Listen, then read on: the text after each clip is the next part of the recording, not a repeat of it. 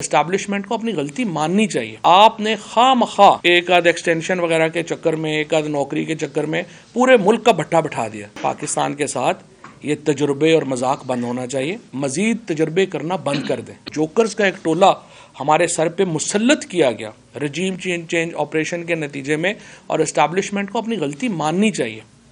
Establishment کو اپنی غلطی ماننی چاہیے. غلط کیا انہوں نے. ایک اچھی خاصی اسٹیبل حکومت چل رہی تھی، اور یہ جو ایک بیرونی دباؤ کے اوپر جس طریقے سے پاکستان میں تبدیلی لائی گئی، اس کے نتیجے میں پاکستان کی سیاسی، سماجی اور معاشی جو فیبرک ہے وہ تباہ و برباد ہو گئی. اور جب بھی کوئی، اور عمران خان ایک نیشنل لیڈر ہے، ایک ہی پاکستان کا لیڈر ہے جس کی چاغی کے پہاڑوں سے لے کے خیبر تک، اور لاہور سے لے کے کراچی تک، اور گلگت سے لے کے مظفر آباد تک، جس کی آواز جو ہے وہ لوگوں کے دلوں کی آواز ہے. ایک نیشنل لیڈر ہے آپ کا. آپ اس کے بغیر یہ جو قصے کہانیاں ہیں یہ نہیں چل سکتی. عمران خان کے بغیر تو پاکستان کی سیاست بھانج ہے، اور عمران خان کے بغیر پاکستان میں کوئی سیاسی استحکام کا بھی نہیں سوچنا امکان آباد ہے. ہمیں بہت تشویش ہے. اسٹیبلشمنٹ نے ایک غلطی کی. اس وقت ایک بہترین حکومت کو جس طرح سے گھر بھیجا گیا، اور پی ڈی ایم کے یہ جو جوکرز ہمارے پہ مسلط ہوئے، اس کے بعد دوسری بڑی غلطی یہ ہے کہ اب سوچنے میں، اور یہ بات جو سیریسلی آ رہی ہے کہ آپ کہہ رہے ہیں کہ اس حکومت کو گھر بھیج کے ہم 2.5 سال کے لیے ٹیکنوکریٹ گورنمنٹ بنا دیں.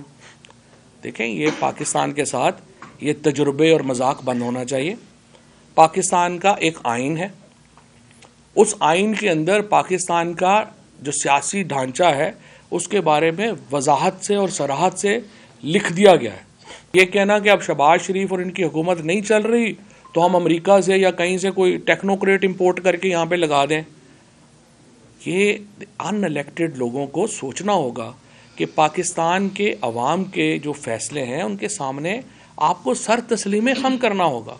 آپ مجھے بتائیے کہ آپ امریکہ سے ایک برآمد درآمد کریں گے ٹیکنوکریٹ، آپ اس کو یہاں پہ بٹھا دیں گے، وہ کوئی فیصلہ لے گا، اس کے اوپر تنقید ہوگی، جلسے جلوس نکلیں گے، وہ تو جوتے چھوڑ کے بھاگ جائے گا یہاں سے. پاکستان کے مسئلے ایسے نہیں ہیں کہ یہاں پہ کوئی امپورٹڈ ٹیکنوکریٹ آ کے جو ہے وہ اس کو سالو کرنا شروع کر دے. سیدھی بات ہے، آپ کو الیکشن کروانے پڑیں گے.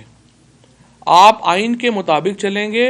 آج آپ جو ہے وہ اس کے پیچھے سے، اس حکومت کے پیچھے سے جو ایک اس وقت صورتحال ہے وہ آپ ہٹ جائیں گے، یہ حکومت گر جائے گی. ملک نے اور آئین میں اس کا حل دیا گیا ہے کہ جب حکومت ہٹے گی تو کیا ہوگا، ملک ہٹے گی تو الیکشن ہوں گے. الیکشنز میں یہ حکومت نہیں جانا چاہتی، اور یہ حکومت کہہ رہی، یہ تو اسلام آباد کے الیکشنز میں جانے کو تیار نہیں ہے، یہ تو کراچی حیدرآباد کے الیکشنوں میں جانے کو تیار نہیں ہے، کیونکہ ان کا تو حشر نشر ہو گیا ہے. یہ تو باہر نکلنے کے قابل نہیں رہ گئے.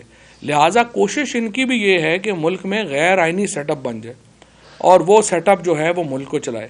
لیکن میں پاکستان کے جو درد رکھنے والے لوگ ہیں، جو اداروں میں بھی ہیں، جو سیاسی جماعتوں میں بھی ہے، میں ان کو یہ کہنا چاہتا ہوں یہ ملک اس طرح سے نہیں چل سکتا، اور آپ لوگوں کو بھی اچھی طرح پتہ ہے. لہٰذا اہم بات یہ ہے کہ پاکستان میں جو فیصلہ کرنے والے لوگ ہیں وہ اس کے اوپر مزید تجربے کرنا بند کر دیں. پاکستان کو آئین کے دھارے میں واپس لایا جانا ضروری ہے. پاکستان کی معیشت جو ہے وہ مکمل تباہ ہو رہی ہے، ہماری سیاست جو ہے وہ مکمل تباہ ہو چکی ہے، اور اب سماجی طور کے اوپر جو ہے وہ بھی ہم ایک بڑے کرائسس کا شکار ہیں. اور ان کا واحد حل یہ ہے، معاشی بحران پاکستان کے سیاسی بحران کی وجہ سے اس نے جنم لیا ہے. یہ نہیں ہوا کہ معاشی بحران پہلے آیا ہے اور پھر سیاسی بحران آیا ہے جیسے سری لنکا میں ہوا. ہمارے ہاں آج جو معاشی بحران ہے وہ اس لیے پیدا ہوا کہ آپ نے خواہ مخواہ ایک آدھ ایکسٹینشن وغیرہ کے چکر میں، ایک آدھ نوکری کے چکر میں پورے ملک کا بھٹا بٹھا دیا. اور آپ نے یہ جو ہو گیا آپ کا، آپ نے تجربہ جو ہے وہ کر دیا. تجربوں کے ہم مزید متحمل نہیں ہو سکتے. ٹیکنوکریٹک گورنمنٹ کا ہم بھرپور مزاحمت کریں گے. ہم آئین سے باہر جانے کی بھرپور مزاحمت کریں گے. کسی طور کے اوپر ہمیں آئین سے ماورا سسٹم جو ہے وہ منظور نہیں ہے. سیاسی جماعتوں کو بھی اس کے اوپر غور کرنا چاہیے.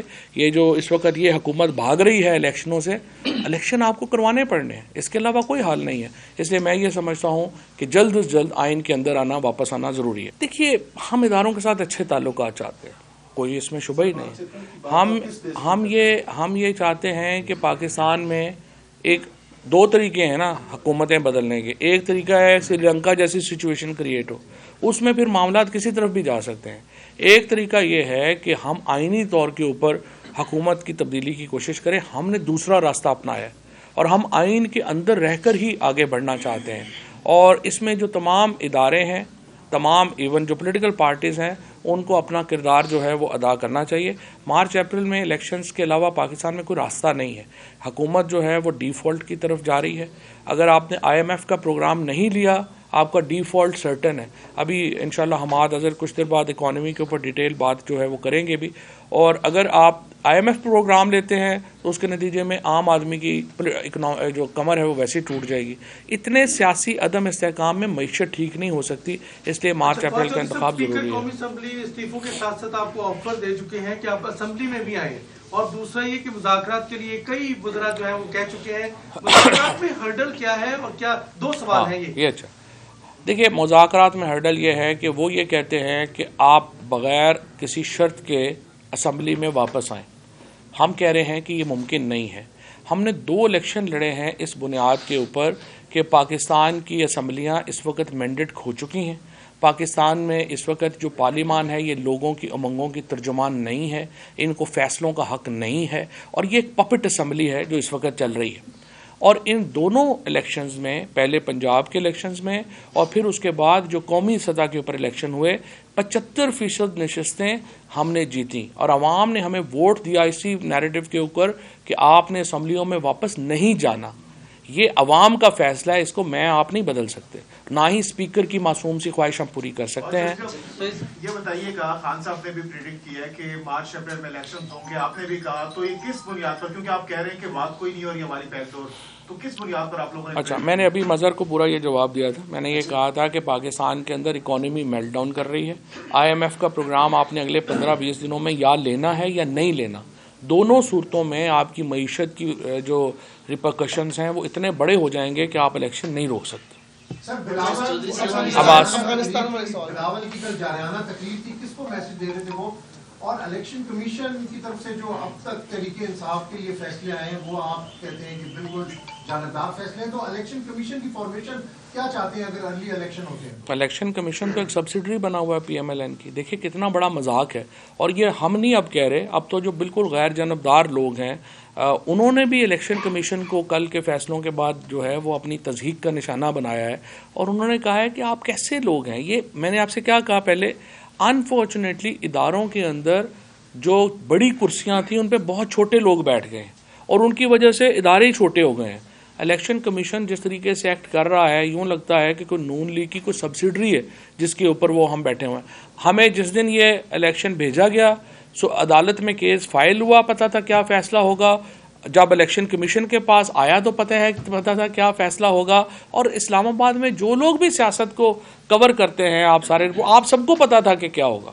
اس طرح کے اداروں کے ساتھ جو ہے وہ آپ نے بلاول بھٹو جو ہیں ان کی جو کل کی تقریر تھی جس میں سیلاب جو ہے وہ اوپر سے آ رہا, آسمان سے آ رہا تھا. میرا خیال ہے بلاول صاحب کے اوپر سائیکلون گر گیا, ان کو سمجھ نہیں آ رہی کہ انہوں نے کرنا کیا.